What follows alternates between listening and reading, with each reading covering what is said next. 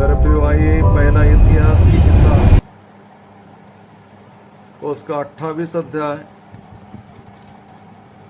वहां पे दाऊद राजा अपने पुत्र सुलेमान से कहता, हे मेरे पुत्र सुलेमान, तो अपने पिता के परमेश्वर का ज्ञान रख और खरे मन और प्रसन्न जीव से उसकी सेवा करता रहे, क्योंकि यहोवा मन को जांचता और विचार में जो कुछ उत्पन्न होता है उसे समझता है। यदि तू उसकी खोज में रहे तो वह तुझको मिलेगा, परंतु यदि तू उसको त्याग दे तो वह सदा के लिए तुझको छोड़ देगा। परमेश्वर के नाम की महिमा हो। मेरे प्रियो, ये उस वक्त की घटना है जब दाऊद राजा अपने अंतिम दिनों के उस पड़ाव में था और उसने परमेश्वर की भवन को बनाने के लिए तैयारियों को किया था, और परंतु परमेश्वर ने दाऊद को परमेश्वर का भवन बनाने के लिए मना कर दिया था। वो नहीं बना सकता था, क्योंकि परमेश्वर ने उसका कारण बताया कि दाऊद ने कई सारी लड़ाइयों को लड़ा था, खून बहाया था, और इसलिए यद्यपि दाऊद ने तैयारियां तो किया परमेश्वर का भवन बनाने के लिए, परंतु परमेश्वर ने उसे वो भवन बनाने के लिए मना कर दिया। बोला, तेरा पुत्र सुलेमान इसको बनाएगा। तो वो दाऊद राजा अपने अंतिम दिनों में परमेश्वर के भवन बनाने के विषय में सुलेमान को यह आज्ञा देता है। और जो हमने पढ़ा कि हे बेटा, हे मेरे पुत्र सुलेमान, तो यहोवा का ज्ञान रख और खरे मन, खरे जीव से, प्रसन्न जीव से उसकी सेवा कर। हाँ मेरे प्रियो, बाद में सुलेमान ने राजा बनने के पश्चात वहां पर नियुक्त जगह पर परमेश्वर का भवन बनाया, परंतु सुलेमान जैसे आरंभ में परमेश्वर को प्रेम करता था, अंत तक वो परमेश्वर से वैसा प्यार नहीं कर पाया। सुलेमान का राज्य का आरंभ अच्छा हुआ, और जो वो परमेश्वर को प्यार जो आरंभ में करता था वो भी बहुत अच्छी बात थी, लेकिन अंत के दिन, मतलब उसके जीवन के वो अंत के दिनों में जब वो बूढ़ा हो गया, तब कई सारी जो विजातियां उसकी पत्नी थी, विजातिया स्त्रियों ने उसका मन बहका दिया, और वो फिर एकलौते परमेश्वर को पूजते पूजते या उसे छोड़कर वो दूसरों को पूजना शुरू कर दिया, और उसका अंत फिर अच्छा नहीं हुआ। आज परमेश्वर इस वचन के द्वारा आपसे, मुझसे बातें करता है। वो मानो सुलेमान को जैसे बोला गया, वो हम सब से कहता है, मुझसे कहता है, आपसे कहता है। और जब परमेश्वर कहता है तो परमेश्वर ये भी चाहता है कि हम परमेश्वर की बातों को सुने, नजरअंदाज न करें, और परमेश्वर की बातों को सुनकर उसके अनुसार चले, करे। तो परमेश्वर हमारे जीवन के द्वारा अपनी महिमा करवाता है। वो हमसे और भी ज्यादा फिर प्रसन्न होकर हमारे लिए उन सारी चीजों को करते जाता है। परमेश्वर के नाम की महिमा हो। हम में से यहाँ पर जितने बाइबल स्टडी में जुड़े हुए हैं, हम सभी परमेश्वर को प्यार करते, हमारे यीशु मसीह को प्यार करते।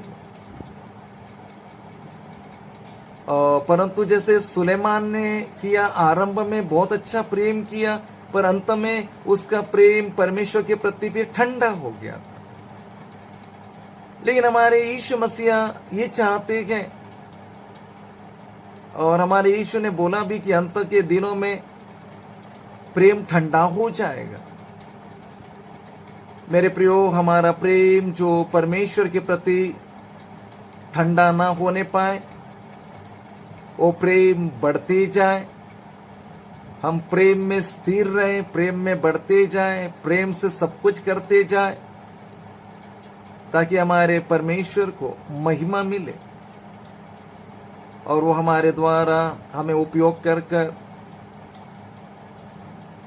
हमारे द्वारा बड़े बड़े काम, परमेश्वर के नाम की महिमा हो। तो यहां पर पहला इतिहास 28 अध्याय 9 वचन, दाऊद ने कहा, हे मेरे पुत्र सुलेमान, तू अपने पिता के परमेश्वर का ज्ञान रख। यहां पे दाऊद अपने पुत्र को बोल रहा है कि तू अपने पिता, मतलब दाऊद उसका पिता है, तो उस पिता के परमेश्वर का ज्ञान रख। उसके बारे में तुझे ज्ञान रहना चाहिए कि वो कैसा है, कैसा भला है। आज परमेश्वर हमसे भी कहता है कि हमें परमेश्वर का ज्ञान रखना है। हमारे शारीरिक पिता, जैसे सुलेमान का शारीरिक पिता दाऊद था, यदि हम हमारे शारीरिक पिता जिन्होंने हमें जन्म दिया, यदि वो यीशु को नहीं मानते थे और किसी दूसरे को उन्होंने अगर माना होगा, तो फिर वो जिनको मानते थे उनका ज्ञान रखना हमें कोई कारण नहीं, वो व्यर्थ है हमारे लिए। लेकिन यदि हमारा मतलब यहाँ पे जो लोग जुड़े हैं, अगर पहले से आप यीशु मसीह को जानते थे, आपके पिता जानते थे, हाँ आपके पिता यीशु को मानते थे, उसके अनुसार चलते थे, तो जरूर आप तब हमारे इस वचन के अनुसार, प्रभु के उस वचन के अनुसार कर सकते। पर जब हमारे शारीरिक पिता, हमें जन्म देने वाले पिता प्रभु को मानते ही नहीं थे, दूसरों को मानते थे, तो हमें फिर वो उनका ज्ञान रखने की हमें कोई जरूरत नहीं। हमें हमारे आत्मिक पिता की, परमेश्वर के बारे में ज्ञान रखना जरूरी है।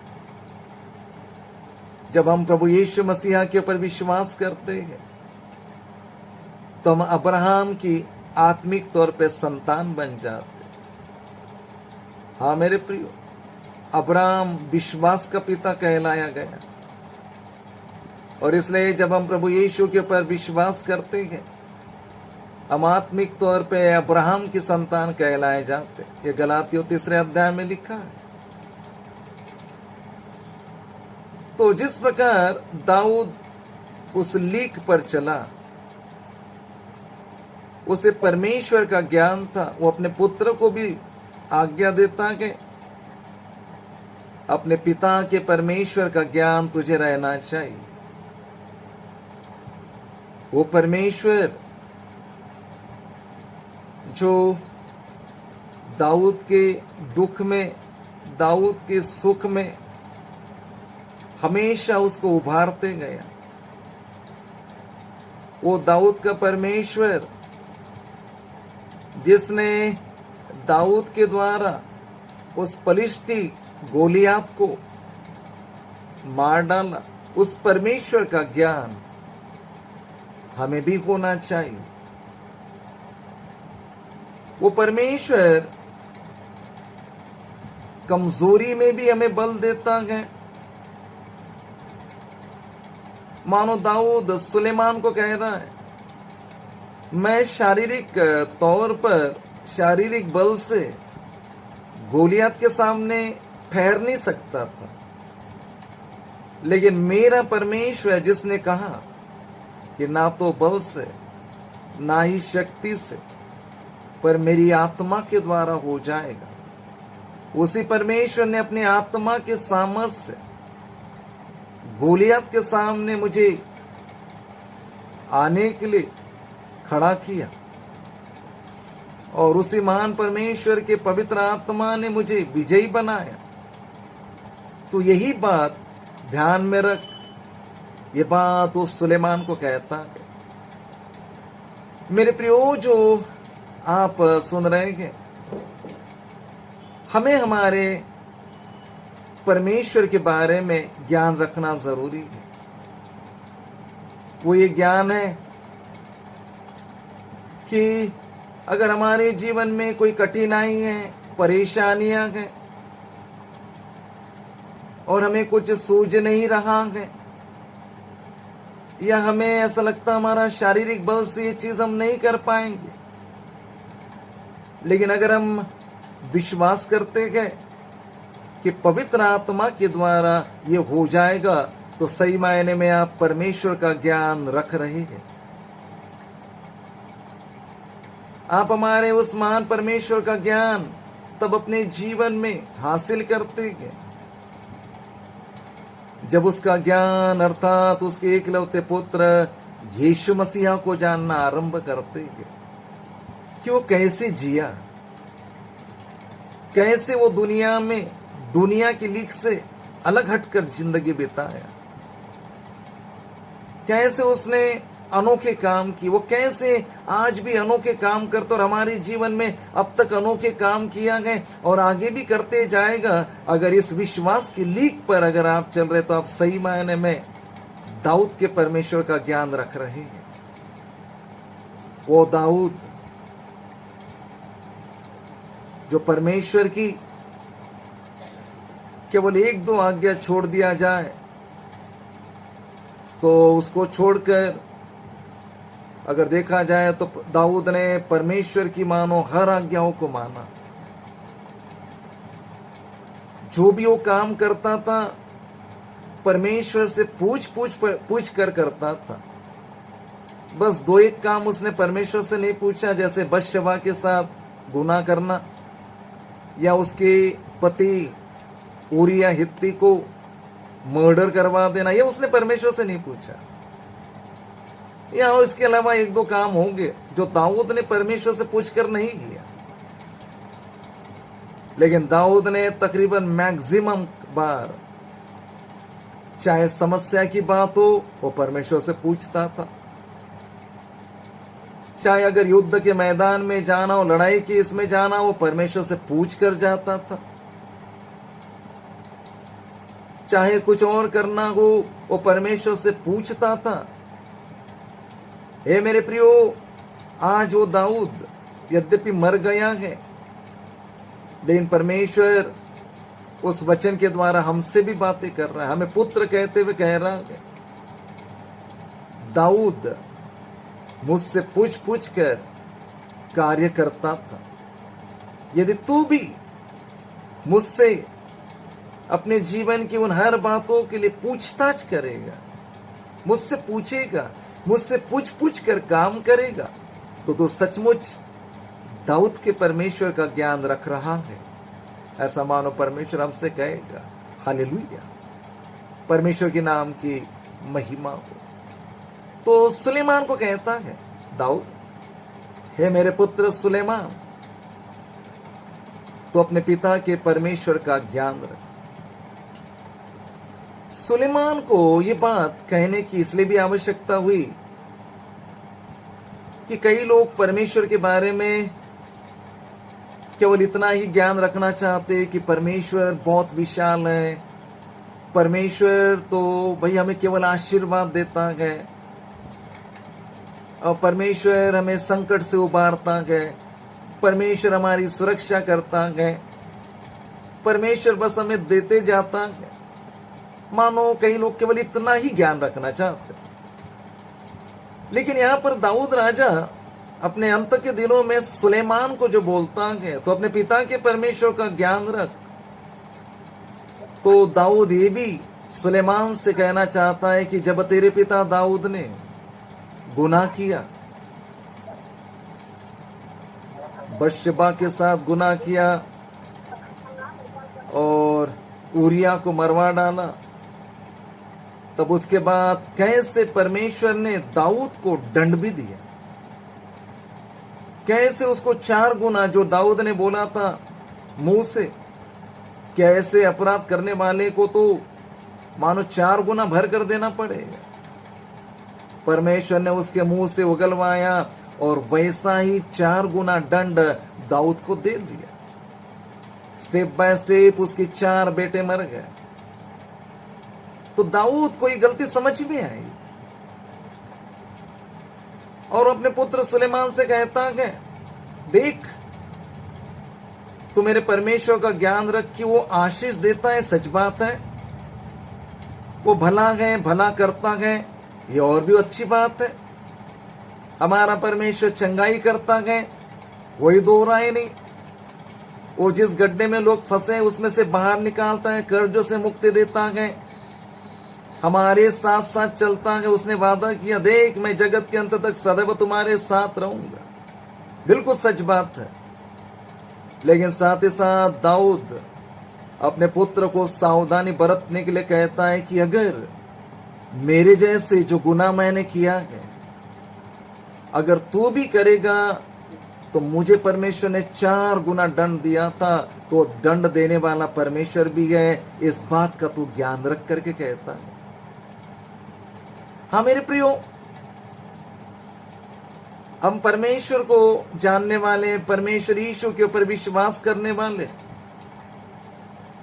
हम जब इस मांस और लहू में रहते वक्त न जाने कई प्रकार की बातें हमारे जीवन से होते रहती है। अगर वो हर एक बातों का लेखा लेने लगे तो फिर कोई भी उसके सामने खड़ा नहीं रह सकता। लेकिन मेरे प्रियो, अगर हम उसके विरोध में अगर चलते ही जाते तो फिर दाऊद के जैसे दाऊद ने परमेश्वर के नजरिए से परमेश्वर को दाऊद ने तुच्छ जाना था परमेश्वर के दृष्टिकोण से, और परमेश्वर ने उसे फिर 4 गुना दंड भुगता दिया। हाँ मेरे प्रियो, हमें ध्यान रखना होगा। इसलिए दाऊद सुलेमान को जैसे बोला वही वचन अभी हमसे परमेश्वर कहता है कि जैसे मैं आशीर्वाद देता हूं, जैसे मैं लोगों को संभालता हूं, परेशानियों से बाहर निकालता हूं, यदि लोग मेरे अनुसार नहीं चलेंगे, यदि लोग मेरे आज्ञाओं का उल्लंघन करते ही जाएंगे, तो मैं फिर दंड देने वाला भी ईश्वर हूं। इस बात का ज्ञान हमें होना चाहिए मेरे प्रियो। परमेश्वर के नाम की महिमा हो। हमें वाकई हमारे परमेश्वर का ज्ञान होना जरूरी है। दाऊद सुलेमान को ये कहते हुए ये भी बात इंगित करता होगा, बताता होगा कि देख, जब मैं परमेश्वर की वाचा का संदूक जब मैंने मंगवाया था और वहां पर उसे बैलगाड़ी पर लाया जा रहा था और बैलों ने ठोकर खाई, और वहां पर एक व्यक्ति था, मतलब 2 लोग थे, उसमें से एक ने हाथ बढ़ाकर परमेश्वर के संदूक को हाथ लगा दिया और वहीं पे मर गया। दाऊद उस समय यद्यपि गुस्सा हो गया था कि परमेश्वर इतना पवित्र है, वो हाथ लगाया संदूक को तो आदमी मर गया, अब मैं कैसे लाऊं। दाऊद मानो कई दिन तक तो इसी परेशानी में रहा होगा, क्या हो गया, कैसे हो गया। लेकिन जब वो, क्योंकि दाऊद परमेश्वर का आराधक था, वो अपनी गलतियों को मानता भी था, परमेश्वर से वो पूछ रहा होगा, तूने क्यों उज्जा को मारा। उज्जा ने तो आपका संदूक गिरना नहीं चाहिए इसलिए हाथ बढ़ाकर रोकना चाहा, फिर आपने उज्जा को उसी समय ऑन द स्पॉट क्यों मारा। शायद पहले दिन उसको उत्तर नहीं मिला होगा, वो और परेशान हो गया। लेकिन जैसे जैसे वो परमेश्वर से पूछ रहा होगा, एक दिन परमेश्वर ने बता ही दिया, उज्जा को इसलिए मार डाला गया था क्योंकि वो लेवी गोत्र का नहीं था, और परमेश्वर के संदूक को उठाना, ले चलना वो लेवी गोत्र का काम होता है। हाँ मेरे प्रियो, ये बात दाऊद को समझ में आ गई थी, और इसलिए वो सुलेमान को कहता है, देख तो यहोवा के संदूक के बारे में बहुत चौकस रहना, सावधान रहना, उसे मामूली नहीं समझना कि वो केवल सोने का बना गया। वो यहोवा उस प्रायश्चित के ढकने के ऊपर से जो दोनों करूबों के मध्य में से बातें करता है, तो इस बातों में सावधानी बरतना, और तो इस बात का, मेरे परमेश्वर के इस बात का ज्ञान रखना कि वो अपनी सेवा केवल लेवियों के द्वारा करवाता है। और तब सुलेमान ने जब परमेश्वर का भवन बनाया और परमेश्वर के भवन में उस संदूक को लाया, तब उसने लेवियों याजकों ने वो सारी चीजों को किया। हम देखते परमेश्वर के नाम की महिमा। मेरे प्रियो, हमें हमारे परमेश्वर का ज्ञान होना चाहिए। वो कितना अद्भुत है, वो कितना जलनशील है, वो अपनी महिमा किसी दूसरों को नहीं देता। वो अपनी महिमा कभी भी व्यर्थ बातों में नहीं देता। हमें हमारे परमेश्वर के बारे में ज्ञान रखना चाहिए, तब जाकर हम अविश्वासी जीवन में हम दृढ़ विश्वासी बन सकते हैं, और सेवकाई करते वक्त दृढ़ता के साथ हमारे परमपिता की सेवा हम कर सकते। परमेश्वर के नाम की महिमा हो। विश्वासियों ने भी और सेवक और सेविकाओं ने भी दाऊद के परमेश्वर का ज्ञान जरूर रखना चाहिए। हाँ मेरे प्रियो, परमेश्वर के नाम की महिमा। तो यहां पर इस पहला इतिहास 28 अध्याय 9वें वचन में परमेश्वर कहता है, मतलब यहां पे दाऊद कह रहा है, उसी वचन को परमेश्वर हमसे कह रहा है, हे मेरे पुत्र सुलेमान, तो अपने पिता के परमेश्वर का ज्ञान रख और खरे मन और प्रसन्न जीव से उसकी सेवा करता रह। खरे मन और प्रसन्न जीव से उसकी सेवा करना। सुलेमान तो लेवी नहीं था, सुलेमान यहूदा गोत्र में से आया था, और वो एक राजा है। राजा को भी परमेश्वर एक सेवक के तौर पर देखता है, और जैसे परमेश्वर ने अपनी व्यवस्था में मेंशन किया था कि इज़राइल में जो भी राजा बनते जाएगा वो परमेश्वर की व्यवस्था के बारे में जरूर ज्ञान रखना है। उसे अपने पास ये जो पुराना नियम जो उस समय तक था, जो राजा जिस समय तक बनते जाते थे उसके पहले तक पुराने नियम की जो व्यवस्थाएं हैं, किताबें थी, उन बातों की एक नकल राजा को भी अपने पास करके रखना होता था, ताकि राजा उस व्यवस्था की बातों को पढ़े, उसके अनुसार अपना जीवन बिताए, और उसकी अधीनता में की गई प्रजा भी वैसे चलती जाए। ये राजा का कर्तव्य था।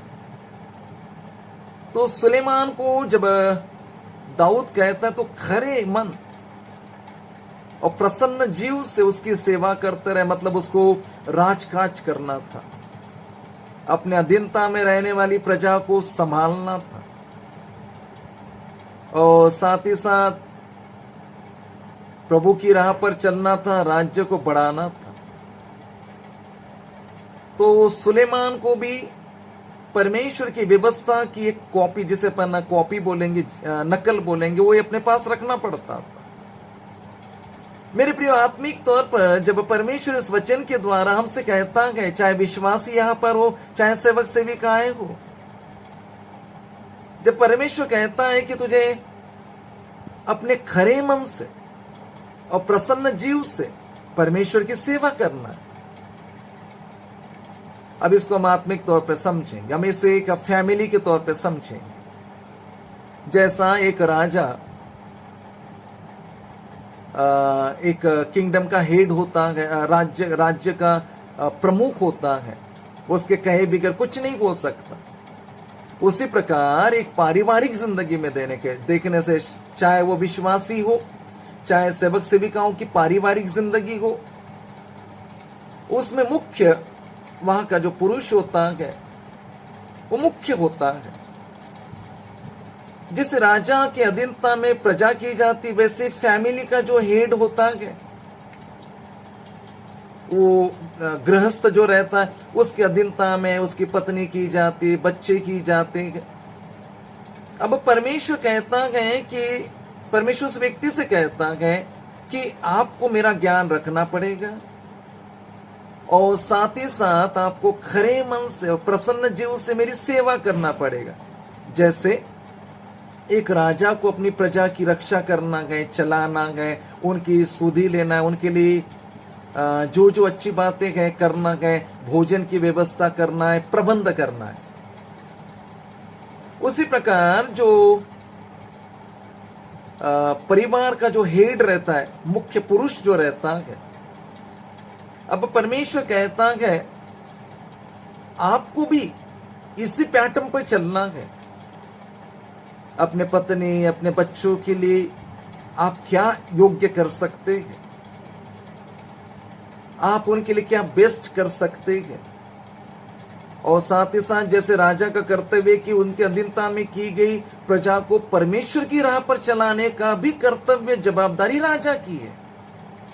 उसी प्रकार पारिवारिक जीवन में जो मुख्य गृहस्थ रहता है, उसकी भी जिम्मेदारी है कि जैसे अपने पारिवारिक बातों के लिए प्रबंध करे, वैसे उसके अधीनता में की गई पत्नी, बच्चे कैसे परमेश्वर की राह पर चलना है, चलाना है, इसकी जिम्मेदारी भी उस मुख्य गृहस्थ पर दी जाती है।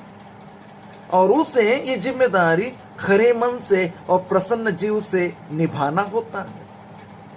परंतु जैसे कि एक राजा अपनी प्रजा को परमेश्वर की राह पर तब ही चला सकता है जब वो व्यवस्था की वो पुस्तक जो उसको नकल करके अपने पास रखकर उसके प्रतिदिन पढ़ना था और उसके अनुसार खुद चलना था और फिर प्रजा को चलने के लिए प्रोत्साहित करना था।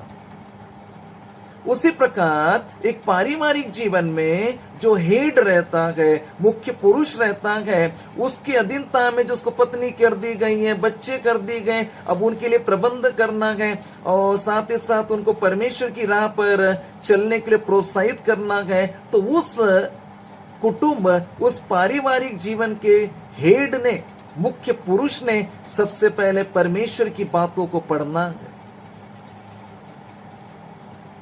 परमेश्वर की व्यवस्था, परमेश्वर के वचनों को पढ़ना है, उसके अनुसार सबसे पहले खुद चलना है और उसके बाद अपनी पत्नी और अपने बच्चों को परमेश्वर की राह पर चलाना है।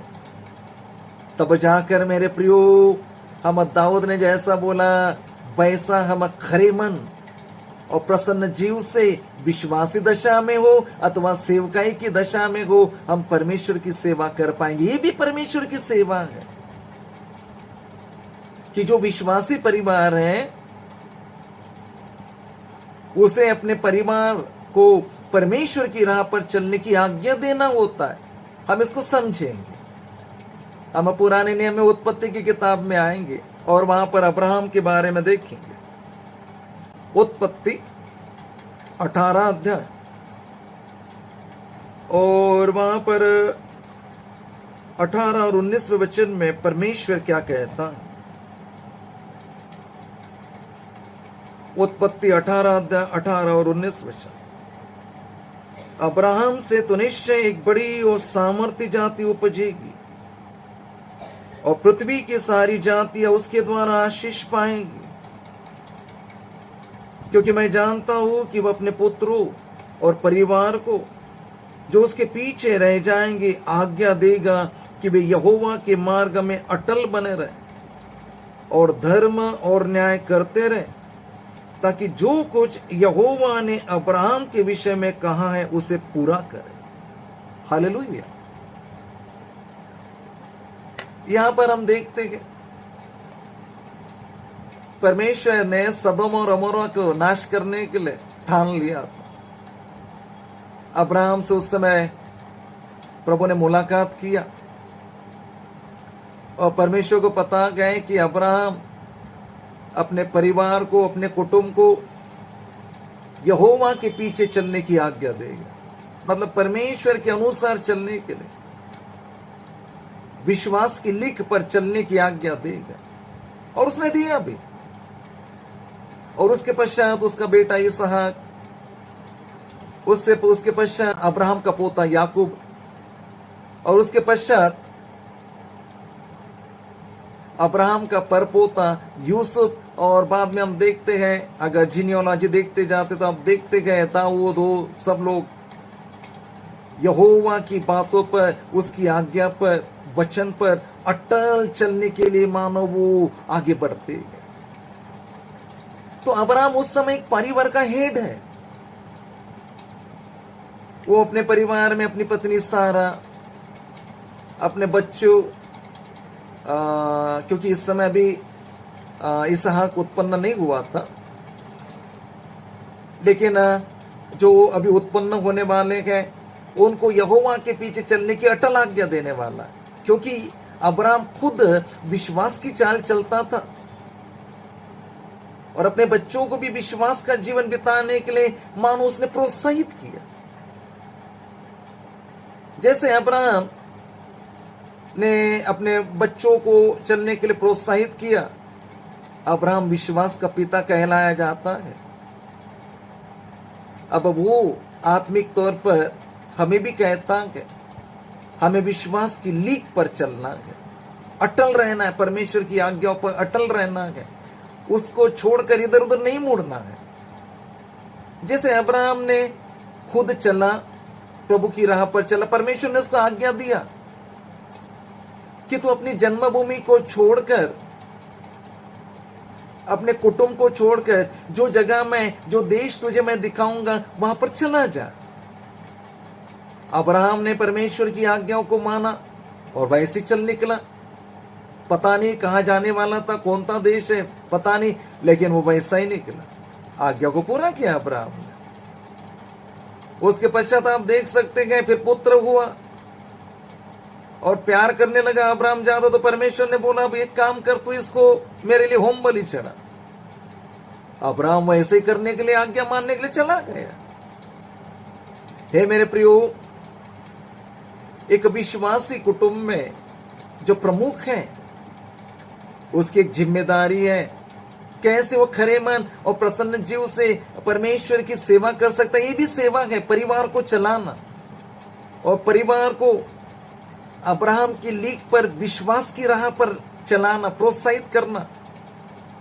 अब्राहम की लीक पर परमेश्वर की आज्ञाओं को मानना और मानने के लिए प्रोत्साहित करना, ये भी एक पारिवारिक हेड की जिम्मेदारी है, ये सेवा है।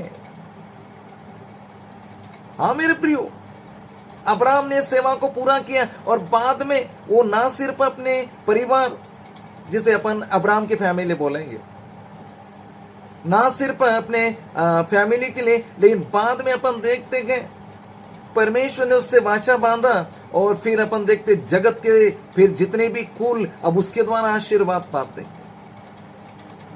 मेरे प्रियो, आज परमेश्वर हमसे कहना चाहता है, जो भी यहाँ पे पारिवारिक हेड है, अगर ऐसे पारिवारिक हेड, मतलब मैं केवल पुरुष को नहीं बोल रहा हूं, अगर पुरुष मर चुका है, अगर वहां पर केवल पत्नी गए, बच्चे गए और पुरुष मर चुका है, तो अभी वहां पर हेड वो बहन हो जाती, जो पत्नी है वो हेड हो जाती है, प्रमुख हो जाती है। तो परमेश्वर ने एक विश्वासी दशा में भी सेवकाई दिया है कि जब हम खुद परमेश्वर के उस वचन को पढ़ते हैं, उसके अनुसार चलने का निर्णय लेते हैं, अपने बच्चों को भी चलने के लिए प्रोत्साहित करते हैं, आज्ञा देते हैं, यकीन मानिए आप तब एक पारिवारिक जीवन में खरे मन और प्रसन्न जीव से परमेश्वर की सेवा करते हुए दिखाई देते हैं। हालेलुया। परमेश्वर के नाम की महिमा हो।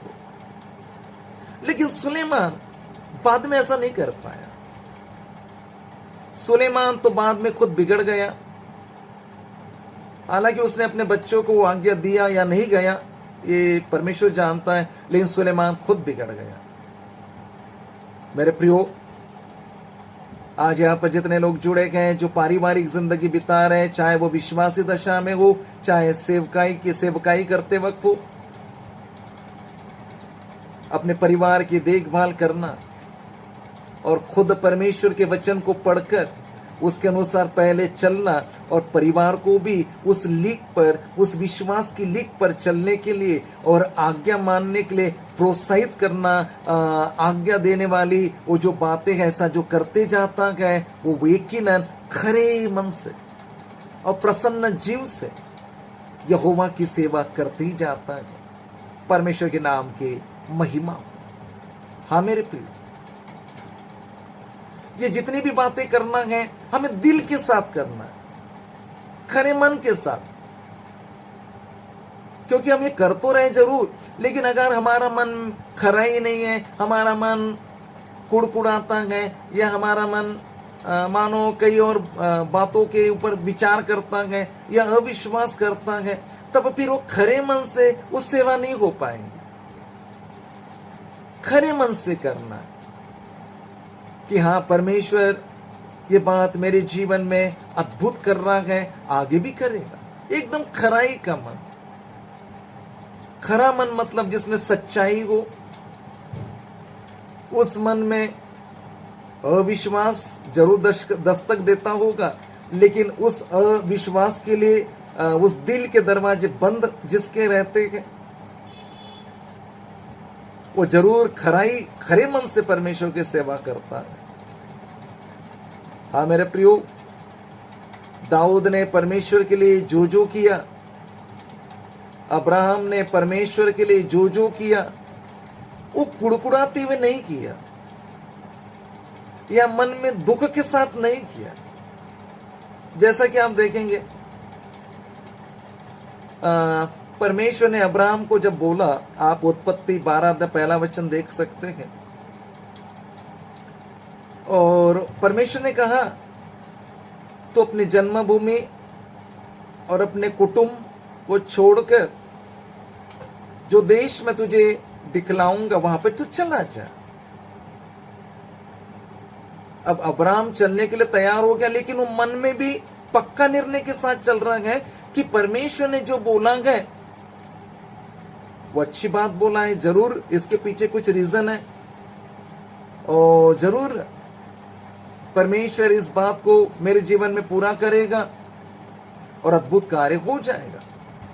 उसने अपने मन में कोई दुविधा या अपने मन में कोई भी कुड़कुड़ाहट या अपने मन में कोई भी संदेह की बात लेकर यहोवा के पीछे नहीं चलना। आज कई सारे लोग परमेश्वर के पीछे चलते हैं, लेकिन खरे मन के साथ कई लोग नहीं चल पा रहे। चलते जरूर है परमेश्वर के पीछे, क्योंकि उन्हें पता है अगर परमेश्वर के पीछे नहीं चलेंगे तो यही तो सच्चा परमेश्वर है, इसके पीछे नहीं चलेंगे तो फिर किसके पीछे चलेंगे। तो परमेश्वर के पीछे लोग चल रहे जरूर, लेकिन खरे मन से कई लोग नहीं चल पा रहे। कई लोग मन में दुख रहता है, कई लोगों के मन में कुछ संदेह भी रहता है, कई लोगों के मन में कुछ कुड़कुड़ाना भी रहता है। फिर एक खरे मन से चलना नहीं हुआ। हाँ मेरे प्रियो, परमेश्वर जैसे हृदय से देने वाले से प्यार करता है, वैसे हृदय से मन के साथ सेवा करने वालों को भी परमेश्वर प्यार करता है। फिर वो आप विश्वासी दशा में प्रभु की सेवा कर रहे हो या सेविका की दशा में कर रहे हो, खरे मन से वो चाहता है, मन के साथ करे। अब अब्राहम को परमेश्वर ने बोला तो अपने जन्मभूमि को छोड़ दे, तो उसने ये नहीं सोचा होगा मेरे जन्मभूमि में मेरे कितने बालकपन के मित्र थे, मेरे मित्र को मैं कैसे छोड़ू। या मैंने अपना यहाँ पे बिजनेस स्टैब्लिश किया, या मैं यहाँ पे जो भी काम करता हूं यहाँ पे तो अच्छा वेल स्टैब्लिश्ड है, मैं कैसे इस चीज को छोड़ दूं। मानो चल रहा है और ये दुविधा वाला विचार कर रहा है, तो फिर वो खरे मन से परमेश्वर के पीछे चलने वाला नहीं ठहरता। परंतु अब्राहम खरे मन से चला कि परमेश्वर ने बोल दिया है जन्मभूमि को छोड़ दे, मतलब मुझे अपनी कुछ ना कुछ यहाँ पे जरूर कुछ होगा, बुराई होगा, मुझे छोड़ देना चाहिए।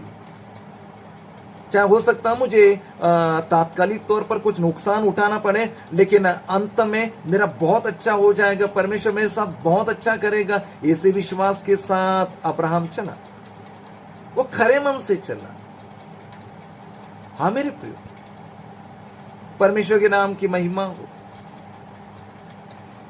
मेरे प्रियो, हमें भी खरे मन से हमारे परमेश्वर की सेवा करना है। इस मन में हमको कोई गुस्सा जो आते रहता उसको निकालते जाना है। इस मन में मानो संदेह नहीं आने देना, विश्वास को मजबूत करते जाना है। तब जाकर हम खरे मन से हमारे महान परमेश्वर की सेवा करने वाले ठहरेंगे और उससे फिर हम प्रतिफल पाने वाले भी ठहरेंगे। परमेश्वर के नाम की महिमा हो। तो इस पहला इतिहास 28 अध्याय में हम देखते हैं और वहां पर हम उस वचन को देख रहे हैं जो हमने पढ़ा है, हे मेरे पुत्र सुलेमान, तो अपने पिता के परमेश्वर का ज्ञान रख और खरे मन और प्रसन्न जीव से उसकी सेवा करता रह। यहां पर परमेश्वर कहता है प्रसन्न जीव से हमें परमेश्वर की सेवा करना है। मतलब प्रसन्नता के साथ हमें परमेश्वर की सेवा करना है, दुखी मन के साथ नहीं। क्योंकि अगर परमेश्वर हर्ष से देने वाले से प्रेम रखता है तो सेवा करने वालों के बाबत भी परमेश्वर यही चाहता है कि वो प्रसन्नता के साथ सेवा करे, दुख के साथ सेवा न करे। अरे मुझे ही करना पड़ता है, मुझे ही ये बोझ उठाना पड़ता है, मुझे ही करना पड़ता है। अगर दुख के साथ वो करता है तो फिर परमेश्वर उस सेवा को ग्रहण करेगा या नहीं करेगा, ये परमेश्वर के ऊपर निर्भर है, ये तो प्रभु ही जानता है। लेकिन अगर मेरे प्रियो, अगर हम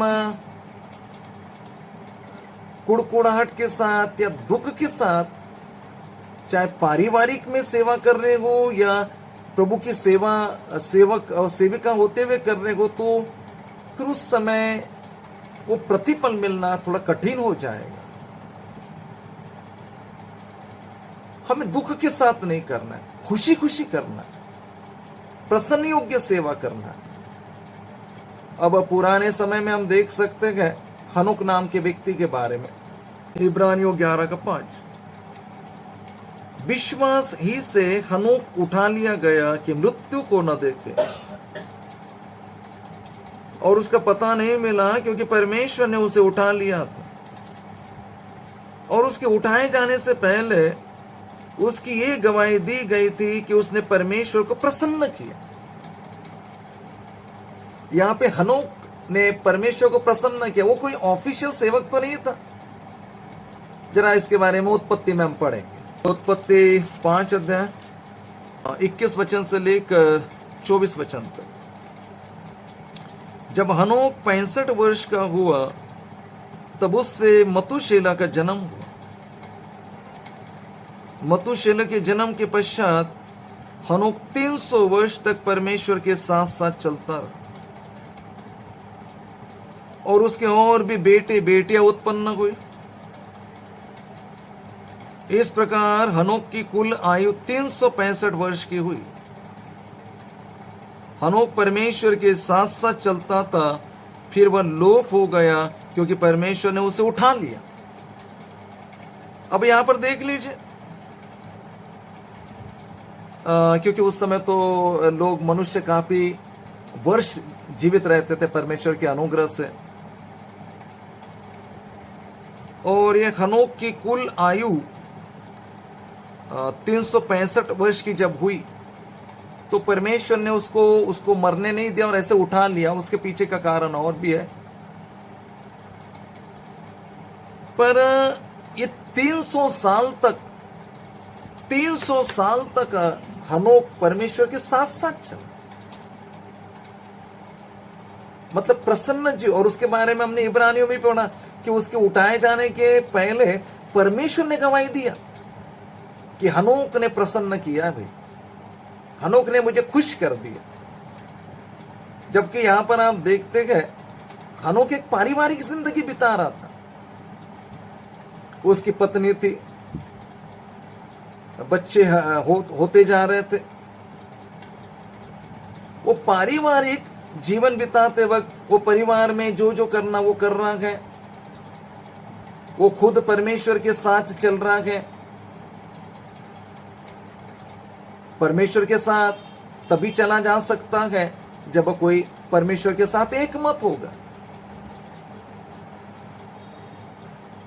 अगर परमेश्वर के साथ कोई एक मत नहीं होगा, सहमत नहीं होगा, तो फिर वो परमेश्वर के साथ नहीं चल सकता। जैसा ये बात आप आमोस की किताब में भी देख सकते हैं। आमोस की किताब उसका 3रा अध्याय और 3रा वचन, यदि दो मनुष्य परस्पर सहमत न हो तो क्या वे एक संग चल सकेंगे? हाँ मेरे प्रियो, हनोक परमेश्वर के साथ साथ 300 साल तक चला और वो परमेश्वर के साथ इसलिए चल पाया क्योंकि परमेश्वर की बातों से वो सहमत था। परमेश्वर जो उसको कहता था करने के लिए वो सहमति दर्शाता था। हाँ परमेश्वर आप जो बोल रहे बिल्कुल करेक्ट है, कोई दो राय नहीं है। वो सहमत होता था। यद्यपि वो पारिवारिक जिंदगी बिता रहा है, पत्नी है, बच्चे हैं, जो उसको करना है वो कर रहा है, लेकिन वो परमेश्वर के साथ साथ चल रहा। मेरे प्रियो, हमें एक बात जानना जरूरी है कि जो व्यक्ति परमेश्वर के साथ चलता है और चलना चाहता है, और हमें भी चलना, हमें तो अभी यीशु के पीछे चलना है, तो हम तब ही परमेश्वर के साथ चल सकेंगे जब हम उसके साथ उसकी बातों से, परमेश्वर की योजनाओं से, परमेश्वर की भविष्यवाणियों से, परमेश्वर के वचन से हम सहमति दर्शाएंगे।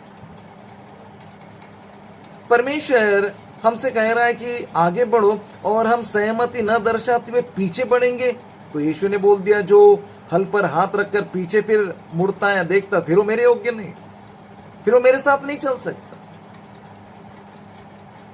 मेरे प्रियो, जब हमें परमेश्वर के साथ चलना है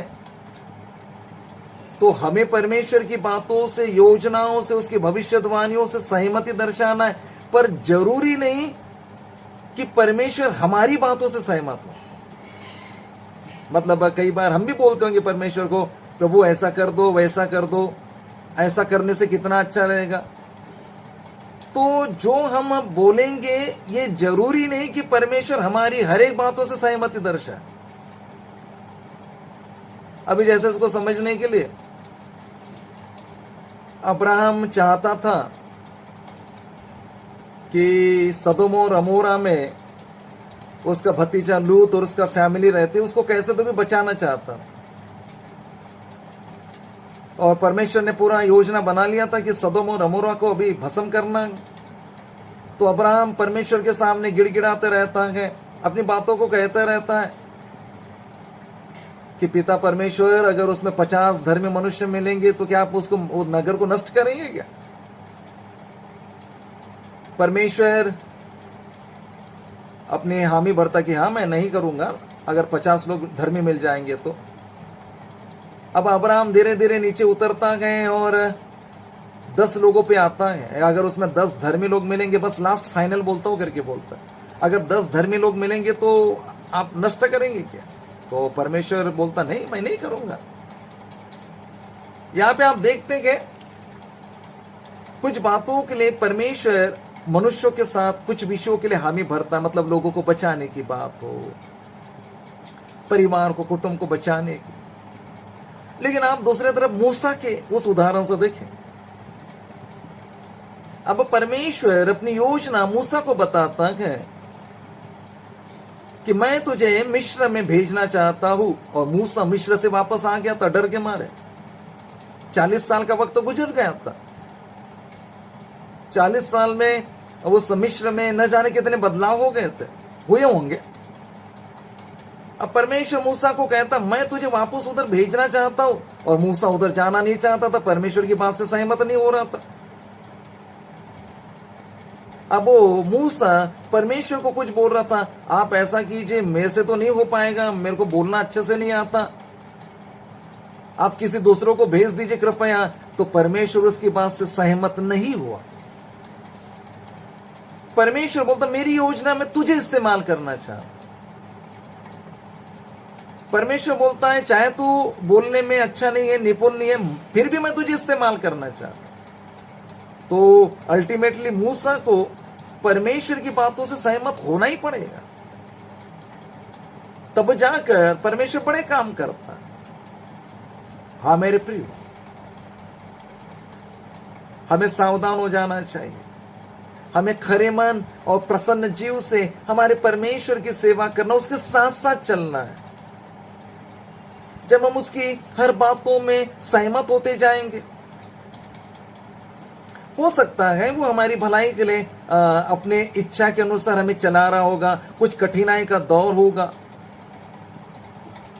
परंतु परमेश्वर से, उसकी बातों से, उसकी योजनाओं से, उसके प्लानिंग से अगर हम सहमत होकर आगे बढ़ते जाते गए, तब हनोक के जैसे हम परमेश्वर को प्रसन्न कर सकते हैं। और तब हमारे बारे में गवाही परमेश्वर खुद देगा कि हाँ इसने मुझे प्रसन्न किया, मेरे बातों से सहमत हो गया। लेकिन आज जो कितने ऐसे लोग हैं जो परमेश्वर की बातों से सहमति नहीं दर्शाते। कई बार परमेश्वर बोलता है ऐसा करना है, इधर जाना है, ऐसा करना है, प्रार्थना करना है या बाइबल पढ़ना है, लेकिन कई लोग सहमति नहीं दर्शाते, और इसलिए फिर हनोक के समान साथ साथ नहीं चल पाते, और तब हनोक के जैसे गवाही भी नहीं मिलते। परमेश्वर के नाम की महिमा हो। मेरे प्रियो, जरा हमें ज्ञात रखना पड़ेगा, चाहे हनोक हो, चाहे मूसा हो, चाहे अब्राहम हो, इन्होंने अपनी पारिवारिक जिंदगी जीते हुए जैसे परमेश्वर की बातों से सहमत होना चाहिए, उन बातों से सहमत होते हुए वो परमेश्वर के कदम से कदम मिलाकर चलते गए, और तब जाकर बड़े बड़े काम हो गए। परमेश्वर के नाम की महिमा हो। आज हमारी बारी है, चाहे आप भाई हो, चाहे आप बहन हो, परमेश्वर हमसे कहता है कि हमें खरे मन से और प्रसन्न जीव से परमेश्वर की सेवा करना है। मैंने थोड़ी देर पहले बताया कि कैसे ये हनोक ने, और उसके पश्चात हम अब्राहम के बारे में देखें, कैसे एक पारिवारिक जिंदगी बिताते हुए इन्होंने प्रभु की खरे मन से और प्रसन्न जीव से सेवा की है, और तब प्रभु ने इनका नाम लिखा। लेकिन मेरे प्रियो, जो परमेश्वर का भय मानता है वही परमेश्वर को खुश कर सकता है। जो परमेश्वर की बातों को मानने के लिए सहमति दर्शाता है वही परमेश्वर को प्रसन्न कर सकता है। लेकिन जो परमेश्वर की बातों से सहमत न होते हुए भी परमेश्वर के पीछे चलना चाहता है, तो हो सकता है चल तो रहा होगा, लेकिन ऐसा जन परमेश्वर को प्रसन्न नहीं कर पा रहा होगा। हे मेरे प्रियो, ये वचन मानो हमसे कह रहा है, मानो आपका नाम लेकर कह रहा है, हे मेरे पुत्र, हे मेरी पुत्री, हे मेरी बेटी, तो अपने पिता के परमेश्वर का ज्ञान भली भांति रख। हे मेरे बेटा, हे मेरी बेटी, तो अपने खरे मन से और प्रसन्न जीव से उस महान परमेश्वर के पीछे हो ले और उसकी सेवा करते जा। वो तुझसे प्रसन्न हो जाएगा। परमेश्वर के नाम की महिमा हो। हाँ मेरे प्रिय, आप जरा यूसुफ के बारे में देख लेंगे। हम इसलिए इन घटनाओं को देखते क्योंकि हमारे लिए मानो ये जो घटनाएं हमारे लिए आत्मिक तौर पर मानो समझने के लिए रखी गई है। यूसुफ जो 17वें साल की उम्र में वो रंग बिरंगी अंगर का उसके पिता ने उसके लिए सिलवाया था, वो बड़ा खुश रहता था। उसके जीवन में उस समय दुख नहीं था, खुश रहता था। अपने पिता की भेड़ बकरियों को चराता था और अद्भुत स्वप्न प्रभु उसको दिखाता था। लेकिन आप देखते हैं इतने अद्भुत स्वप्न दिखाए जाने के बावजूद जब वो बेच डाला गया और मिस्र देश में एक गुलाम की रीति पर उसको रखा गया, तब भी वहां पर जो जो काम उसको दिया जाता था, आप देख सकते हो मन मार के नहीं करता था।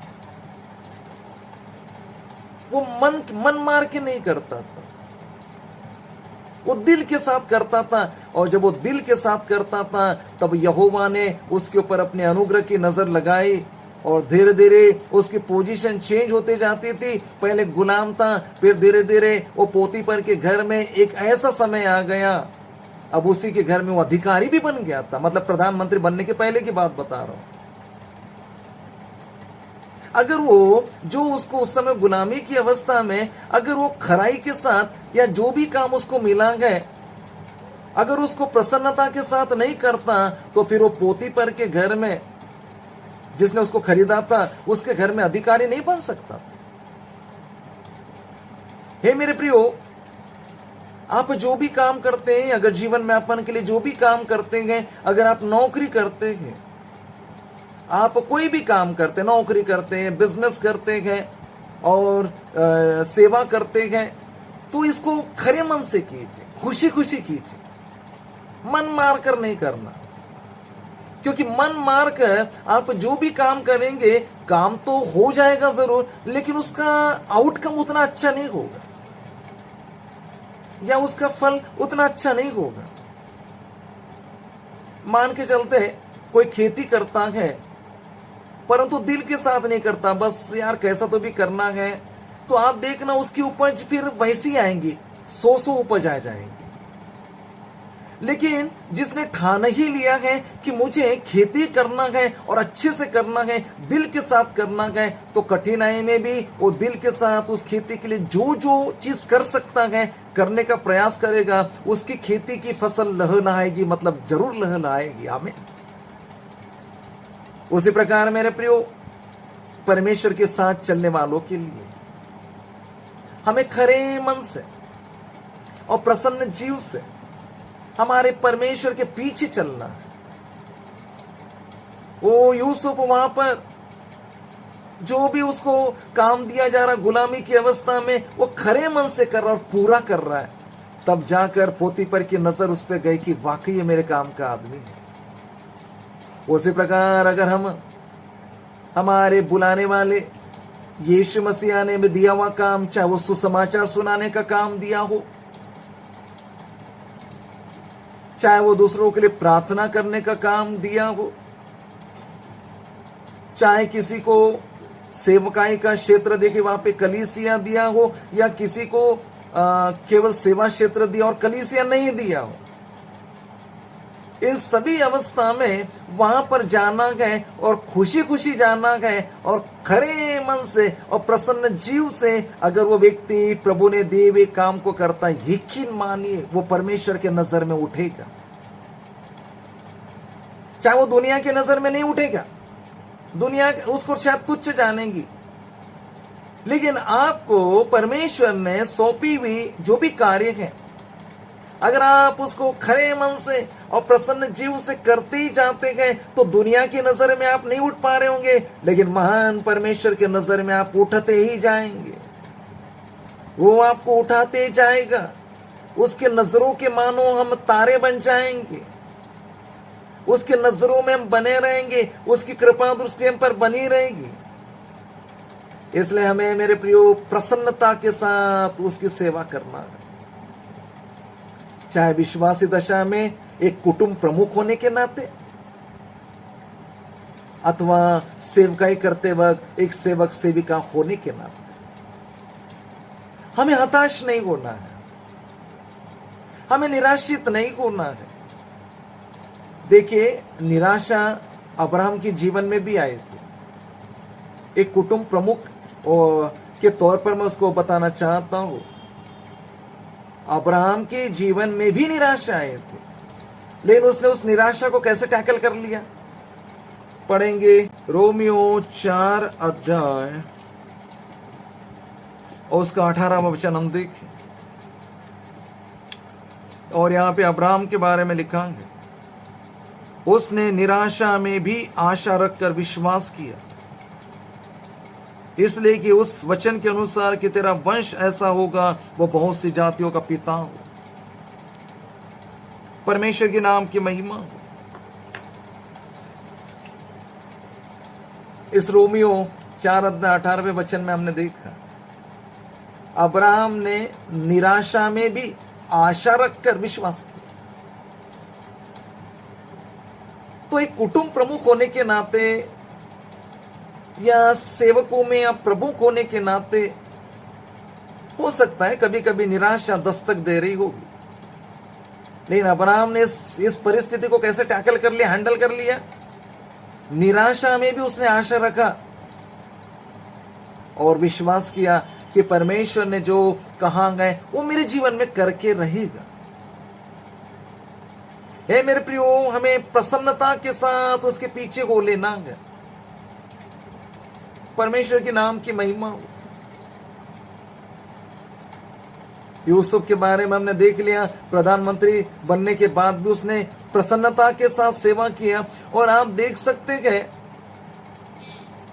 और उसके एक पॉइंट बोलकर मैं फिर आगे बढ़ूंगा। आप उत्पत्ति की किताब में आ जाते हैं, और जब वो प्रधानमंत्री बन जाता है और उसके ऊपर बोझ आ जाता है पूरे देश का, तब वो क्या करता है, जरा हम पढ़े उत्पत्ति 41 अध्याय 46 वचन 41-46। जब यूसुफ मिस्र के राजा फिरौन के सम्मुख खड़ा हुआ, तब वह 30 वर्ष का था। वह फिरौन के सम्मुख से निकलकर सारे मिस्र देश में दौरा करने लगा। यहां पर आप देखते हैं वो प्रधानमंत्री बन गया, तो प्रधानमंत्री का काम केवल कुर्सी पे ही चिपके रहना नहीं है, पर यहां पर आप देखते हैं पूरे मिस्र देश का दौरा करने लगा। अब पूरा मिस्र देश उसे दे दिया गया था, वो दौरा करने लगा, जाने लगा। उसकी भी पत्नी थी आसनत, 2 बच्चे भी हो गए थे, तो दौरा करने लगा। कभी रामसेस नगर में जाता होगा, कभी कोई दूसरे नगर में जाता होगा, क्योंकि मिस्र देश बड़ा नगर था, बड़ा देश था। और इन दिनों के जैसे उस समय तो प्लेन नहीं हुआ करते थे, घोड़े पे जाता, मतलब रथ पे जाता होगा प्रधानमंत्री था। फिर वहां जाने के बाद कई बार रात में रुकना भी पड़ता होगा। तो कभी भी ये काम उसने खुशी खुशी किया कि परमेश्वर ने मुझे प्रधानमंत्री बनाया है, परमेश्वर ने मुझे ये सेवा दिया कि अभी मिस्र देश के लोगों को मैं बचाऊं, उसकी जिम्मेदारी को वहन करूं। तो कई बार दौरा करना पड़ता है, खुशी खुशी जाना पड़ता है। मेरे प्रियो, अगर आप विश्वासी दशा में गए और आपके काम के सिलसिले में आपको बाहर जाना है, तो आपको खुशी खुशी जाना है। इतना ही नहीं, सेवा करते हुए आपको अगर परमेश्वर विभिन्न जगहों में भेजता है, वहां पे भी बड़े आनंद के साथ जाना होता है। यहाँ पे यूसुफ कोई भी दुख नहीं प्रदर्शित कर रहा, अरे मेरे को जाना पड़ रहा, अरे यार मेरे को जाना पड़ रहा, वो कोई दुख प्रदर्शित नहीं कर रहा, प्रसन्न जीव से सेवा कर रहा है। तब जाकर यूसुफ पूरे मिस्र को बचा सका। और इतना ही नहीं, फिर बाकी देश के लोग भी अन्न खरीदने के लिए आते थे, और इतने बड़े मंडली का फिर आत्मिक चरवा बन गया। हालेलुया। मेरे प्रियो, हमारे यीशु के पास हम आए। यीशु मसीहा जब गलील के झील के किनारे चहलकदमी कर रहे थे, घूम रहे थे। वो अपनी योजना को अंजाम देना चाहते थे। और उसके पहले, उस योजना को अंजाम देने के पहले, यीशु मसीह ने जब मांस और लहू में जन्म लिया तो उन्होंने खरे मन से और प्रसन्न जीव से अपने पिता परमेश्वर की उस सेवा को पूरा किया। उन्होंने खरे मन से अपने मां की देखभाल का जिम्मा उठाया। और तभी तो कलवरी क्रूस पर जब वो लटके हुए थे और अपने मां की जिम्मेदारी, उनको पता है कि अभी मुझे मरना है, मां की जिम्मेदारी कौन करेगा, तो उन्होंने अपने चेलों के ऊपर वो जिम्मेदारी दे दी। मतलब यीशु मसीह ने खरे मन के साथ, प्रसन्न जीव के साथ वो जिम्मेदारियों को पूरा करके परमेश्वर की सेवा किया। और प्रभु में फिर वो सो गए, गाड़े गए, तीसरे दिन जिंदा हो गए। हालेलुया। अब उसके पहले जब यीशु मसीह गलील के झील के किनारे पर टहल रहे, वहां पे पतरस को देखते हैं और उसके पश्चात हम देखते हैं उसके भाई को, अंद्रियास को, और इन सबको। वो अपना काम कर रहे थे और यीशु मसीह ने बोला मेरे पीछे हो लो। और वो सब कुछ छोड़कर उसके पीछे हो लिए, मतलब खुशी खुशी हो लिए। इतना ही नहीं, यीशु मसीह आगे बढ़ा। मत्ती 9:9 में लिखा है कि वहां पर एक टैक्स कलेक्टर था जिसको मत्ती बोला जाता था। और वो टैक्स कलेक्टर था, सरकारी नौकरी पे था। यीशु मसीह ने उसे बोला मेरे पीछे हो ले, और वो टैक्स कलेक्शन का काम छोड़कर वो यीशु के पीछे हो लिया, खुशी खुशी हो लिया। जितने भी चेले यीशु के पीछे हुए, खुशी खुशी हो गए। मेरे प्रियो, हमने भी आरंभ में यीशु के पीछे चलने के लिए बड़ी खुशी दर्शाई। जब प्रभु ने हमें अपना सेवा करने के लिए बुलाया, हम बड़े खुश हो गए। ओ परमेश्वर ने हमें इस योग्य तो समझा, अपना दास होने के योग्य तो समझा, अपने दासी होने के योग्य तो समझा। हम बड़ी खुशी खुशी उसके पीछे हो लिए। लेकिन फिर कालांतर में वक्त बदलते गया और हमने परमेश्वर की सेवा का पैटर्न जब हमको समझ में आ गया, अरे परमेश्वर तो हमें केवल इधर ही भेजना चाहता है, परमेश्वर तो केवल मेरे द्वारा यही करना चाहता है, अरे परमेश्वर तो बस मुझसे ही करवाना चाहता है। फिर धीरे धीरे आप देखते गए, जो खुशी पहले थी अब वो खुशी वैसे नहीं रही। धीरे धीरे वो काम करते तो गए, लेकिन वो खरे मन के साथ या मानो दिल के दुख के साथ, यार मुझे ही करना है, वो मुझे ही जाना है, क्या मेरे पीछे ही है सब। ये मेरे प्रियो ऐसा नहीं हो। खरे मन से, प्रसन्न जीव से सेवा करने वाला परमेश्वर से इनाम पाता है, शायद तत्काल न पाए। यूसुफ को भी इनाम प्राप्त करने के लिए तकरीबन 13 साल का वक्त लग गया। 17 साल की उम्र में भेड़ बकरी चराना आरंभ किया। उसके 1 साल में घटनाक्रम ये घटा, उसके भाइयों ने उसको बेच दिया। और यूसुफ 30 साल की उम्र में फिर वो मिस्र का प्रधानमंत्री बना। मतलब 12 साल तो भी उसको मिनिमम लग गया। हे मेरे प्रियो, परमेश्वर देता है, जरूर फल देता है। हमें भी इंतजार करना है, हमें पीछे नहीं लौटना है, हमें बस मन में दुख नहीं करना है। जो भी प्रभु हमें करने के लिए कहता है हम जरूर करें, विश्वास के साथ करें, प्रसन्न जीव से करें, उसके पीछे हो। जैसा यीशु मसीह ने बुलाहट दिया, ये लोग बड़े खुशी खुशी पीछे हो लिए। उसमें से यहूदा इस्करियोती बाद में थोड़ा सा दुख मनाने लगा, क्योंकि उसको मानो अपने फ्यूचर की चिंता होने लगी थी। इसलिए अपने फ्यूचर के लिए, मतलब उसने यीशु को सुना होगा कि भाई मैं तुम्हारे पास से अभी अलग किया जाने वाला हूं और लोग मुझे मारेंगे और सूली पे लटकाएंगे और उसके बाद मैं तुमसे अलग हो जाऊंगा। तो हो सकता है वो यहूदा इस्करियोती को ये चिंता सताने लगी, उसने गहरी बात नहीं सुना होगा यीशु की बात को, शायद उसने उस बात को नजरअंदाज किया होगा कि यीशु ने बोला था मैं तुम्हारे लिए स्थान तैयार करने जाता हूं, और जब मैं तुम्हारे लिए स्थान तैयार कर चुका तो तुम्हें लेने के लिए आऊंगा। हो सकता है यहूदा इस्करियोती अपनी भविष्य की चिंता में सोच विचार करते वक्त में यीशु ये जो बात कह रहे थे उस समय शायद यहूदा इस्करियोती के उसने सुन को भी नजरअंदाज किया होगा या सुनाई नहीं पड़ा होगा उसको। एक मेरा आकलन है, मेरा व्यक्तिगत मत है। मतलब यीशु तो अपने सभी चेलों को बता रहे थे, और परंतु यहूदा इस्करियोती अपनी फ्यूचर के इसमें था, कैसा होगा, क्या करेंगे, अगर यीशु मेरे पास से चला जाएगा तो फिर कैसा होगा। तो उसने धीरे धीरे उस जो थैली उसके पास रहती थी उससे चोरी करना आरंभ कर दी। इसी उधेड़-बुन में मुझे ऐसा लगता है कि उसने यीशु की इस बात को नहीं सुना होगा। खरे मन और प्रसन्न जीव से हम उसकी सेवा करना, जिन्होंने यीशु के पीछे हो लिया, तकलीफ उनके जीवन में भी है, परेशानियां उनके जीवन में भी आई, लेकिन उन्होंने उसे खुशी खुशी सहन कर लिया, मानो दिल के साथ सहन कर लिया। चाहे पौलुस हो, चाहे सिलास हो, और जरा उनकी वो खुशी का नजारा अपन एक वचन से समझ सकते कि कैसे उन्होंने प्रसन्न जीव से परमेश्वर को खुश कर दिया, या खुशी को मतलब उन्होंने उस चीज को समझा। प्रेरितों के काम 5:40-41 वचन।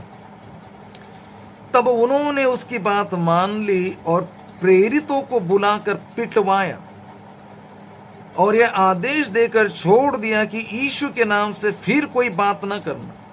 अब 41 वचन पे थोड़ा नजरें लगाएंगे। प्रेरितों के काम 5:41 वचन।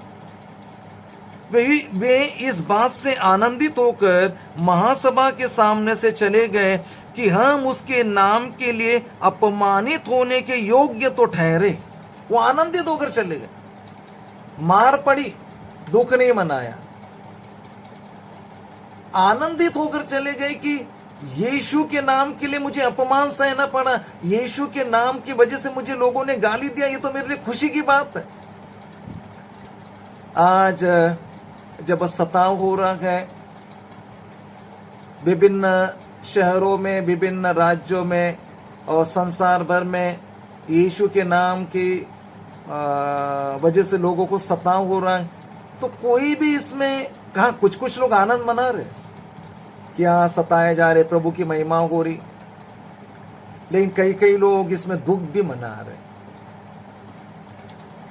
मेरे प्रियो, ये वचन हमारे लिए आई ओपनर है, आंखें खोलने वाली बात है कि उनको मारा गया, पीटा गया, धमकी दी गई कि बात मत करना, और वहां से वो निकलते तो आनंद मनाते हुए निकलते, हालेलुया जय जयकार ललकारते हुए निकलते कि यीशु के नाम के कारण हम अपमानित होने के इस लायक ठहरे, योग्य तो ठहरे।